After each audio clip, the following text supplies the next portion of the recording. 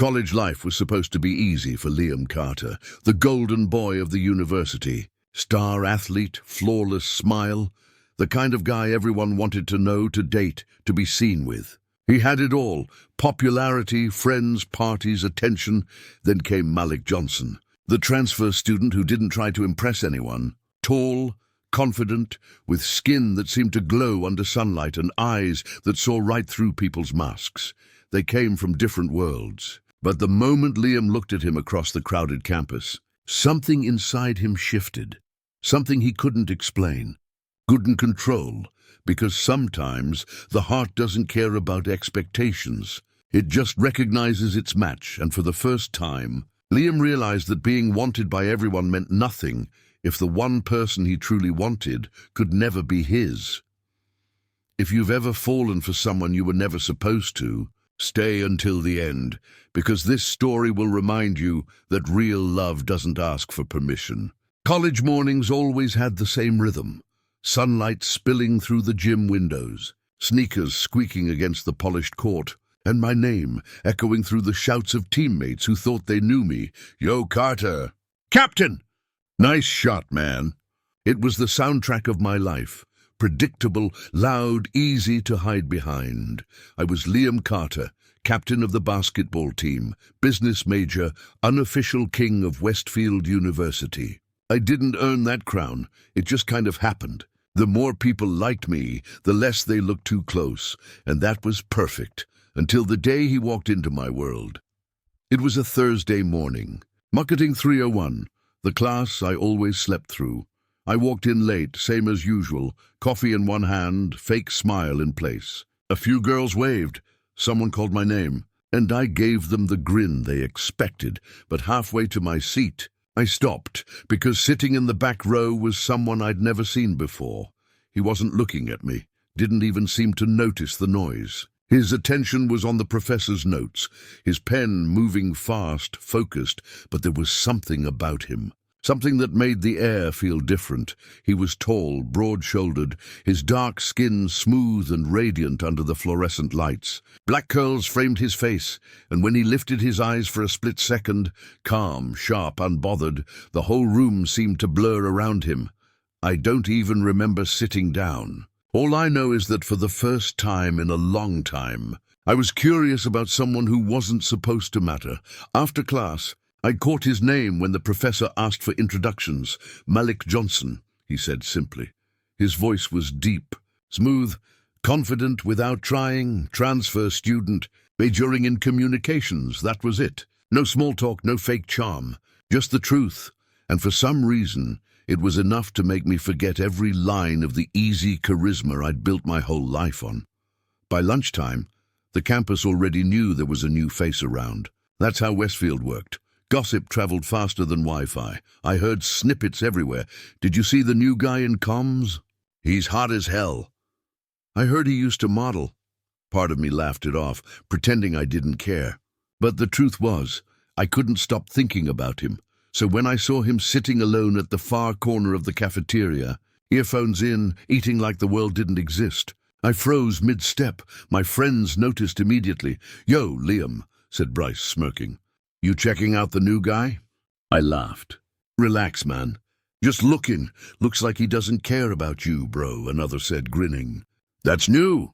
They laughed, and I forced myself to join in, but the truth was, he didn't care, and I couldn't stop wondering why.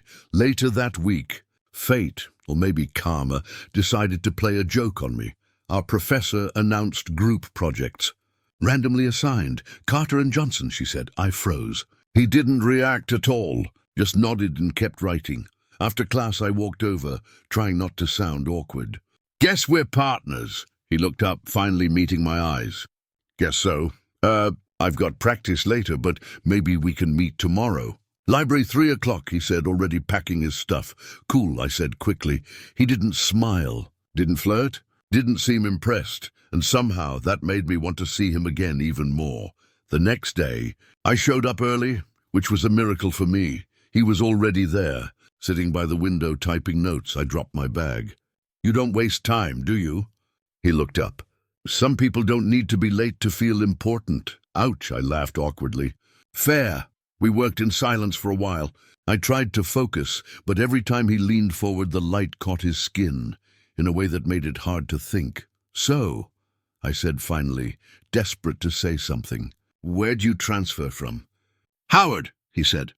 "Decent, nice, big change, huh?" He nodded. "Less noise here, but also less honesty." I tilted my head. "What do you mean?" He glanced at me, eyes steady. "You tell me. Everyone around here acts like they're in a movie, you included." I laughed. "You think I'm fake?" He smiled, small, sharp. "I think you play a part really well." That shut me up, because he was right. We finished the project notes by sunset. When he stood to leave, he turned back once. "You're not what people think you are," he said quietly. I frowned. "And what's that?" He paused. "Untouchable." Then he walked out, leaving me there. Heartbeat loud in my ears. That night I couldn't sleep. His words replayed over and over, untouchable. Nobody ever talked to me like that, not coaches, not friends, not girls. It wasn't just what he said. It was how he said it. Like he saw straight through everything I used to protect myself. And for the first time, I wasn't sure if I wanted to be seen that clearly, or if I was terrified of it. The next day, during practice, I kept missing shots. The guys noticed. "Yo, Carter," Bryce said, tossing me the ball. "You good, man? You're off today?" "Yeah," I said, forcing a grin. "Just tired," but I wasn't tired. I was distracted by a voice, a look, a truth I didn't know how to face, because Malik Johnson wasn't like anyone else. And deep down, I already knew he was going to change everything. For the next week, Malik lived rent-free in my head. It wasn't on purpose. I didn't want to think about him. He just kept showing up. In class, at the library. Even in my dreams, standing there with that same calm, unreadable stare that made me feel like he knew something I didn't. And maybe he did. The project was due soon. So we met again. Same spot, same window light, same silence that somehow felt too loud. I got there late this time. He didn't even look up from his laptop. "Sorry," I said, catching my breath. "Coach made us run extra drills." He just nodded. "You always have an excuse, Carter?" I froze, unsure if he was joking. "You say that like it's a bad thing." He finally looked up, eyes calm but sharp. "Depends if you believe your own excuses." Something in his tone, not cruel, just honest, hit deeper than I expected. I sat down, opened my notebook and tried to sound casual. "You always this serious?" "Only when I'm talking to someone who's not." I laughed quietly. "You've got a mouth on you, man." He smiled finally, small, real. "So, I've been told." We worked for an hour before the conversation turned easy. He told me about DC, the noise, the crowds, how he missed his mom's cooking. I told him about growing up in a small town, about how I ended up here on a basketball scholarship. When I mentioned the pressure of being the golden boy, he tilted his head. "You hate it, don't you?" I shrugged. "I don't hate it. It's just exhausting sometimes. Everyone expects something. You mess up once, and it's like you fall off the map." He nodded. "Sounds lonely." The way he said it made me pause. No one had ever said that word about my life before. Lonely. I opened my mouth to deny it, but then closed it again. Because he was right. We started hanging out more after that, always under the excuse of finishing the project, even after it was done. We'd grab coffee, talk between classes, walk across campus at night when the air was cold enough to see our breath. People noticed. Of course, at first it was just looks. Then questions. "Yo, Carter, you and the new guy tight now? You training him for the team or something? You got a new bestie?" I laughed it off, same as always. "Relax, man. He's just chill." But the jokes kept coming, and somewhere between their laughter and Malik's quiet confidence, I realized I cared too much about what everyone thought. He didn't, and that scared me more than anything. One night, after practice, I found him sitting on the bleachers in the empty gym. "How'd you get in here?" I asked. He didn't look up. "Doors were open." I liked the quiet. I dropped my bag and sat beside him. "Most people don't break into gyms to think." He smiled slightly. "Most people don't think at all." We sat there in silence, the faint echo of basketballs from the far courts filling the air. He turned to me after a while. "You ever wonder what people would think if you stopped pretending?" My chest tightened. "Pretending what?" "That you're fine. That being the popular guy is enough. I forced a laugh. You really don't hold back, huh? Not with you, he said simply. That shut me up again. Because I wanted to ask what he meant. Why me? But I couldn't. After that night, something shifted. He started showing up to my games. Never in the front rows, never cheering loud, just there, watching. And somehow, I could always feel it. The first time I noticed him, my focus slipped. Missed 2 shots, coach yelled, crowd groaned. But I didn't care. My eyes kept finding him in the stands. When the game ended, I caught up to him outside. You watched? I asked, trying not to sound too eager. He shrugged. Wasn't much else to do. Liar, I said, smirking. You liked it, he smiled faintly. You're not bad. But you play like someone who's afraid to lose. I blinked. That's the point. Nobody likes losing. He looked at me for a long second. That's not what I meant. Then he left, leaving me standing there under the floodlights, wondering what the hell he did mean. The next weekend, Bryce threw another one of his parties. Loud music, cheap beer, the usual chaos. Halfway through the night, Malik showed up, heads turned immediately. He wasn't part of this crowd, and he didn't care. He walked through like he belonged, wearing a black hoodie and jeans, simple but confident. I was talking to a group of friends when I saw him across the room. He caught my eye for a second. Just one. It was enough to make me forget everything else, Bryce noticed. That the new guy? Damn, he's got presence, huh? Yeah, I muttered. Bryce grinned. Careful, Carter. Looks like he's stealing your spotlight, I laughed. But it didn't reach my eyes, because maybe he already had. Later that night, I found Malik outside, leaning against the porch railing, a half-empty cup in his hand. You really hate parties, I said. He smirked. I don't hate them. I just don't need them. Yeah, well, I do, I admitted. People expect me here. He looked at me, eyes narrowing slightly. And if you didn't show up? I'd disappoint them. He shook his head. You ever think maybe you already are? Because you're living their life, not yours. I stared at him, caught between anger and awe. You think you know me, huh? He smiled faintly. Not yet. But I want to. The world went quiet. Even the music inside seemed to fade. Something electric passed between us. Not touch, not words, just knowing. And in that moment, for the first time, I realized this wasn't just curiosity. It was something deeper. Something I wasn't ready to name. At first, it was just glances.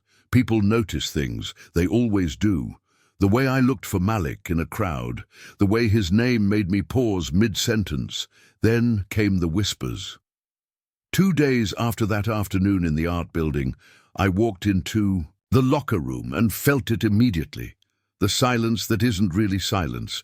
The kind that waits for you to notice. Bryce was the first to speak. So, Carter, you and the new guy getting close, huh? His tone was casual, but his smirk wasn't. I kept tying my shoes. We're partners for a class project. Right, he said, laughing. Pretty intense project, huh? Saw you two walking out of the art wing yesterday. Looked deep. The others laughed, a low, echoing sound bouncing off the walls. I forced a smile. You guys need hobbies. But my chest burned, because I knew what came next. Once the rumor started, it wouldn't stop. By the time practice ended, the damage was done. I walked across campus, phone buzzing with texts, some from teammates, some from girls I barely knew. You and Malik, for real. Didn't see that one coming, golden boy. People are talking. I deleted them all. By evening, Malik called. His voice was calm, but there was tension underneath. Guess the whole school knows now. I sighed. I didn't say anything. I know, he said quietly. But you don't have to. People see what they want to see. I can fix it. No, he said quickly. Don't. That'll make it worse. I wanted to argue, to say something, anything, that would make it feel less like the walls were closing in. But for once, I didn't have the right words. He hung up before I could find them. The next day, he didn't show up to class. Or the next. The empty seat beside me felt heavier than before. I caught myself glancing at the door every time it opened, hoping he'd walk through. He never did. By Wednesday, the rumor had mutated, twisted by everyone's imagination until it didn't even sound like the truth anymore. Some said we'd been caught kissing behind the gym. Others said he'd turned me. I wanted to punch every single one of them, but anger only feeds the fire. So I did what I'd always done. I smiled, joked, pretended, and hated myself for it. Friday night, the team had a game. I played like a ghost, missed passes, easy shots, focus gone. Coach pulled me aside at halftime. "Carter, what the hell's going on with you?" "Nothing," I lied. "Then stop playing like you're somewhere else." I nodded, but I was somewhere else, at the field behind the library, where Malik once said, "You just have to decide who you are when no one's watching." For the first time, I wished he could see me now, just so I'd know who that person really was. After the game, I skipped the locker room and walked straight out into the night. The air was cold, sharp. I didn't know where I was going until I ended up at his dorm. I hesitated at the door, then knocked. No answer. I tried again. Finally, the door opened halfway. Malik stood there in a hoodie, eyes tired. "What are you doing here?" "I needed to see you," he sighed. "That's not a good idea right now." "I don't care." "You should." I stepped closer. "People are saying things that aren't true." He met my eyes. "Does it matter?" "It matters to me." He shook his head. "That's the problem, Liam. It matters to you because it's you. But for me, this is normal. I've been through it before. The looks, the whispers, the judgment. You haven't. You don't know how ugly it gets. I can handle it." He looked at me, really looked, and for the first time I saw fear in his eyes. "No, you can't," he said quietly. "Not yet." "Then teach me how." He laughed softly, bitterly. "You think this is something you can learn? I think it's something I can fight for." He closed his eyes, as if the words hurt. "You don't know what you're saying." "Yes, I do." "No, you don't," he snapped, "because you still care what they think." I started to argue, but he cut me off. "Come back when you don't." And then he closed the door. I stood there for a long time, staring at the wood, the sound of my own heartbeat loud in my ears. When I finally turned to leave, the hallway felt endless. Every step echoed, like the sound of something breaking, not loud, but permanent. The next week, he stayed distant. We passed each other on campus once. Just a glance, nothing more. But in that split second, everything I'd been trying to bury came rushing back. That night I wrote him a message. "Liam, I'm sorry. For not being brave enough, I didn't expect a reply, but minutes later it came. Malik, then start now." Saturday morning, I walked into the dining hall with my teammates. The noise was the usual laughter, chatter, the same crowd that had spent a week dissecting my life. And then I saw him, Malik, sitting alone near the window, headphones on, reading. Every part of me wanted to sit somewhere else to hide. Instead, I walked straight to him. The room went quiet. I pulled out a chair. "Mind if I sit?" He looked up, cautious. "You sure you want to do that?" I nodded. "Yeah, I'm done pretending." He smiled, small, almost invisible, but real. "Then sit down, Carter," he said softly, and I did. The whispers started immediately. I could feel them. But for the first time, I didn't care. Because in that moment, the only thing that mattered was the look in his eyes. Proud, relieved, and just a little bit amazed. That day didn't fix everything. The rumors didn't stop. The whispers didn't fade. But something inside me did change. Something irreversible. For the first time, I wasn't hiding behind the person everyone thought I was, and even if the whole world stared, I finally felt like myself.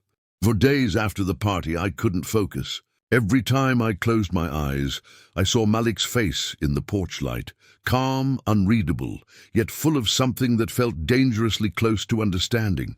I told myself it was nothing, just curiosity, maybe even envy. But every time I saw him on campus, walking through the crowd like the noise didn't touch him, I felt it again, that pull. I didn't know if it was attraction or fear, maybe both. One afternoon after practice, I caught him outside the student union, sitting on the steps with his earbuds in.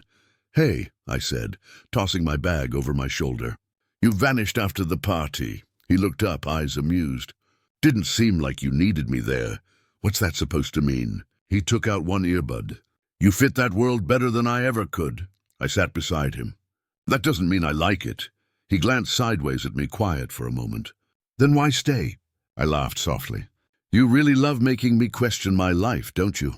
"Only when you lie to yourself," he said, a small smile tugging at his lips. The wind blew, carrying the faint sound of music from somewhere on campus. I wanted to say something, anything, but my chest felt too tight. He stood suddenly. "Come on." "Where?" "You'll see.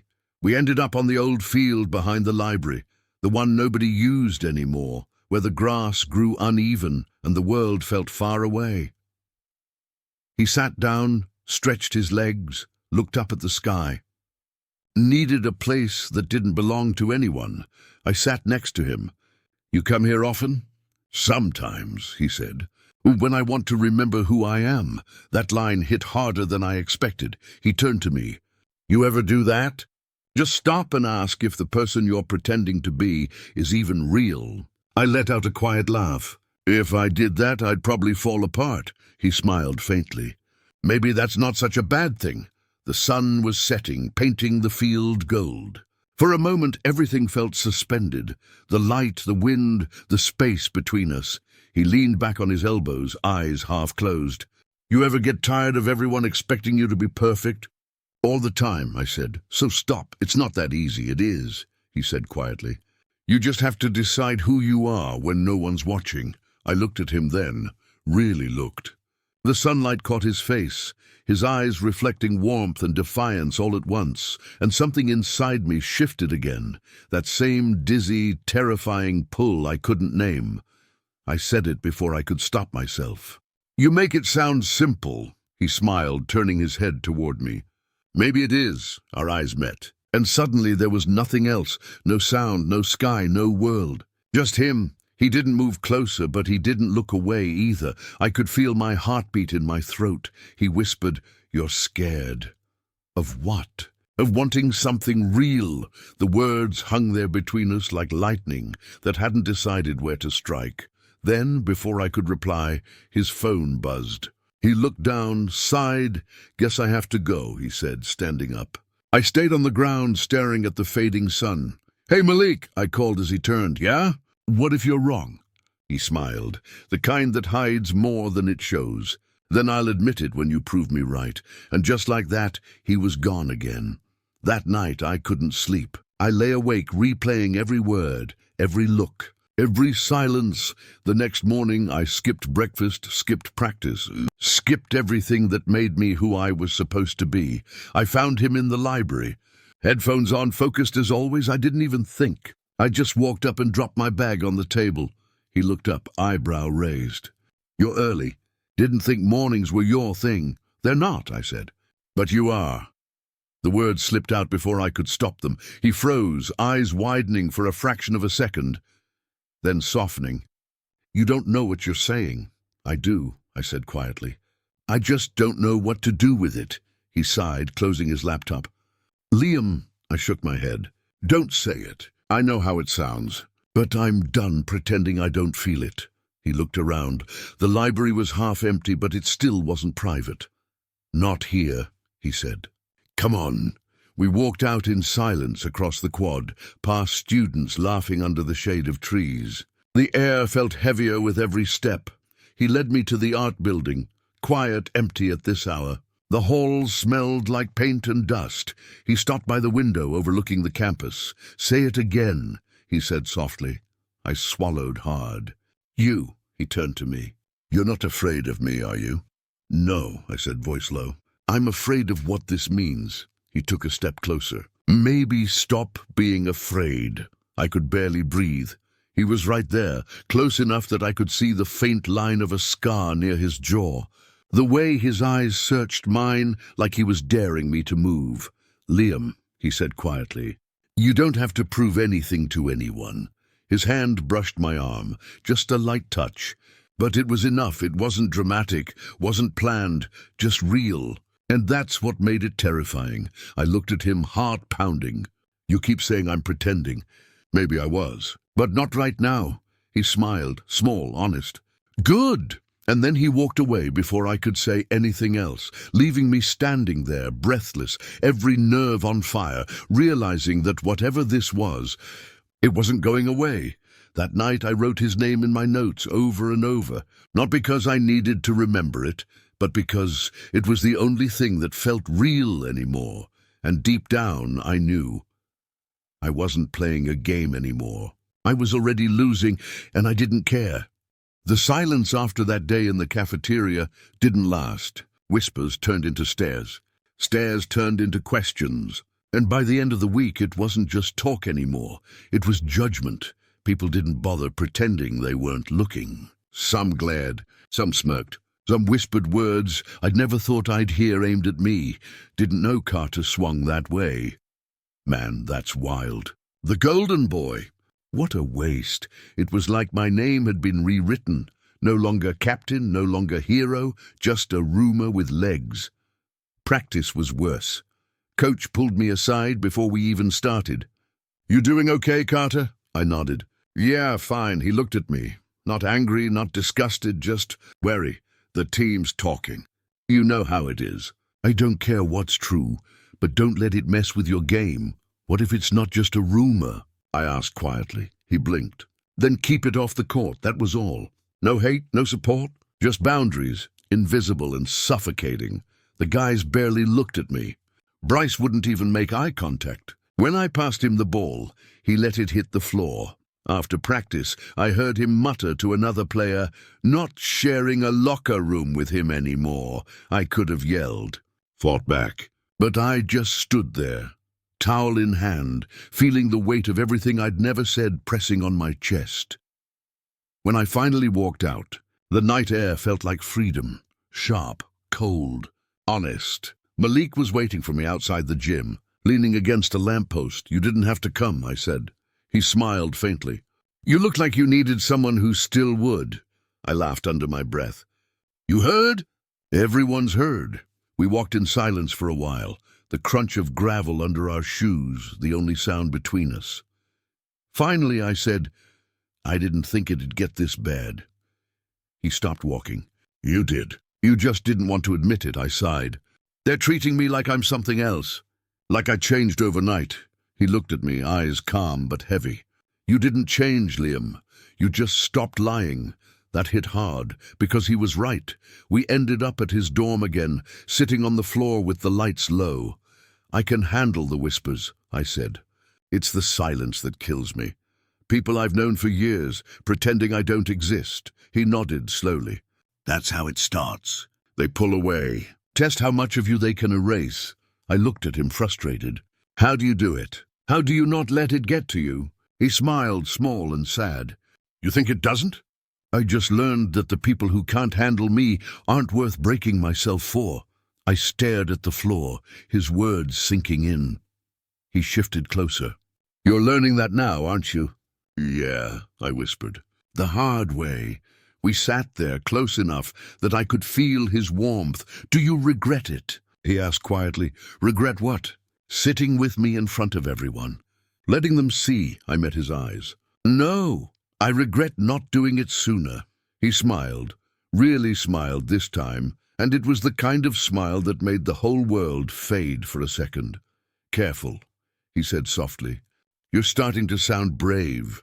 Maybe I learned from someone, I said. His eyes softened. You sure you're ready for what comes next?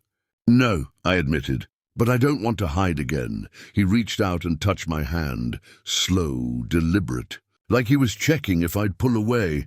I didn't. His fingers tightened slightly, grounding me in that small, quiet moment that somehow meant everything. For the first time in weeks, I wasn't thinking about rumors or teammates or coaches. Just him. The next morning, everything exploded. A photo. Someone had taken a picture of us walking out of his dorm. It was everywhere. Group chats, campus pages, anonymous posts. By noon, I was trending on Westfield's student forum, "Golden Boy falls for the new guy."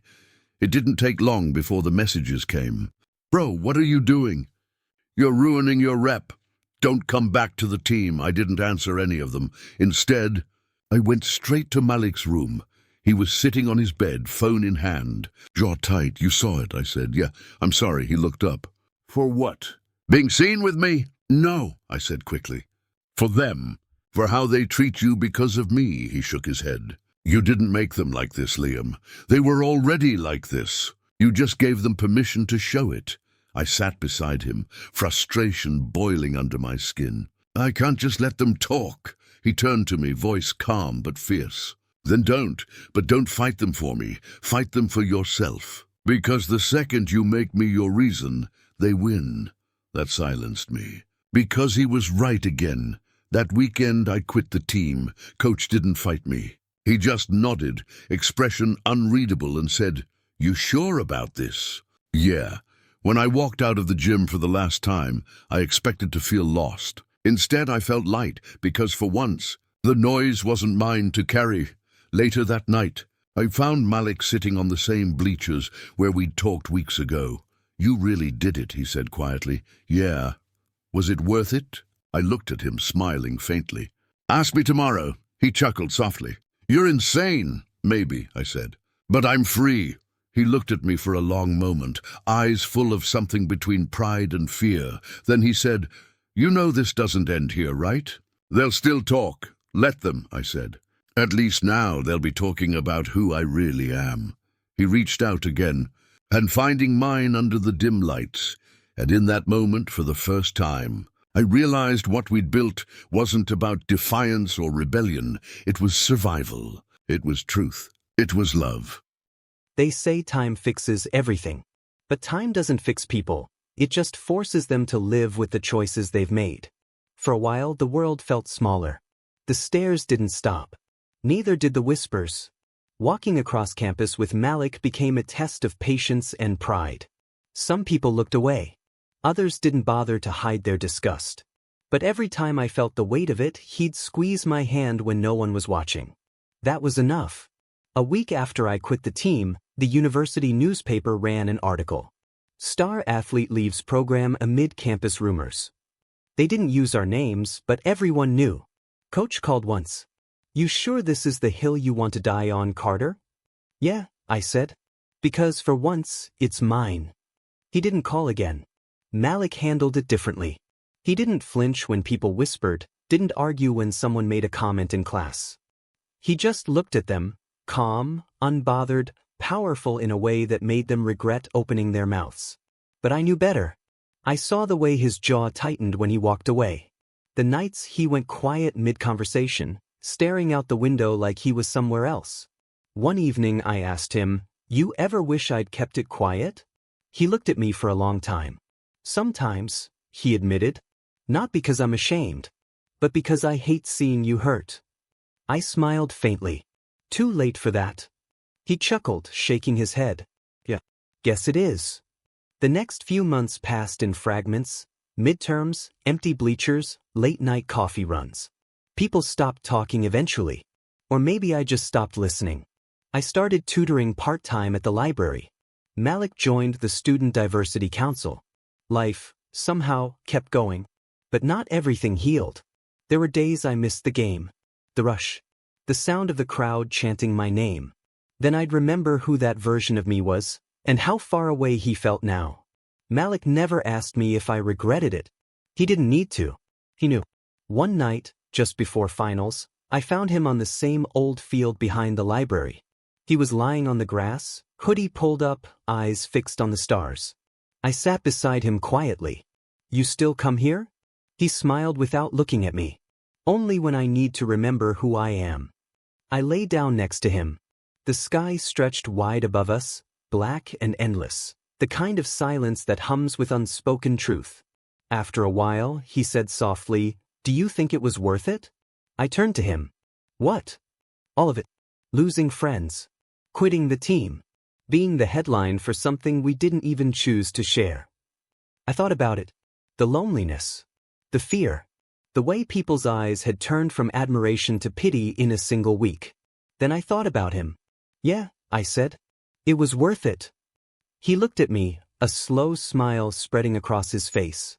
Good answer. Graduation came faster than I expected. By then, most of the noise had died down. Some people had grown up. Others never would. Malik was set to move to Chicago for a journalism internship. I got a small offer to coach part-time at a community center downtown. The night before he left, we walked through campus one last time. The place where we'd met, the lecture hall, the bleachers, the cafeteria table that started it all, felt like old photographs. He stopped near the lockers outside the gym, where the paint was chipped and the smell of sweat still lingered. Remember this hallway? He asked. I laughed. How could I forget? It's where people first started whispering. He turned to me, serious now. Do you ever wish it had gone differently? No, I said. I just wish it hadn't hurt so much. He nodded slowly. Pain's the price of becoming real. I looked at him, my throat tight. You sound like a poet. He smiled faintly. Maybe you just make me say poetic things. When we reached the dorm parking lot, he stopped walking. So, he said, hands in his pockets, this is it. Yeah. Don't make that face, he teased gently. It's not goodbye. Just space. I smiled, but it didn't reach my eyes. You're still terrible at goodbyes. He stepped closer, voice low. That's because I don't believe in them. For a long second, we just stood there, caught between who we were and who we'd become. Then he leaned forward and rested his forehead against mine, soft, steady, enough to make the world go quiet. You made me brave, I whispered. He smiled. You were already brave. You just needed someone to remind you. And then he was gone. Weeks later, I found a note in my locker at the community center. No name, no return address. Just a folded piece of paper in handwriting I knew too well. You were right. It was worth it. I'm learning to love loud now. Thought you should know. I sat there for a long time, smiling through the sting in my chest. Because sometimes love doesn't end in forever. Sometimes it ends in freedom. And that's enough. Maybe we spend too much time trying to fit into versions of ourselves that make others comfortable. Maybe love, real love, isn't about who you hold on to, but who you become after they leave. Liam and Malik's story wasn't about winning or losing. It was about courage, the kind that shows up quietly, stays through the pain, and refuses to disappear even when the world turns away. If you've ever loved someone who changed the way you see yourself, you already know. The fire doesn't destroy you. It shows you who you are. Fire, if this story moved you, don't forget to like the video, subscribe, and turn on notifications, because real love deserves to be heard.